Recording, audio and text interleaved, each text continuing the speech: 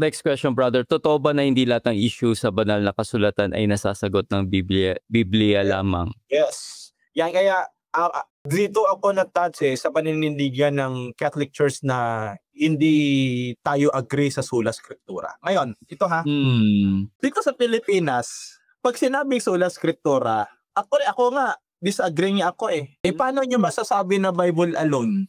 Yung ginagamit nyo naman translation Hindi na masasabi na, kasi sabi ng pag gumamit ka ng Greek, gumamit ka ng Hebrew, dapat daw yung gamitin ko yung translation. Translation alone na yun, hindi na yung scripture kasi yung scripture talaga, yung Hebrew, Greek at yung Aramaic. Diba? Ngayon, ito puntahan natin yung sinasabi nilang Bible alone, gumagamit sila ng mga translations. Maraming mga issues na hindi pwedeng i-address o hindi kayang i-address ng Bible alone. Halimbawa, yung textual variants.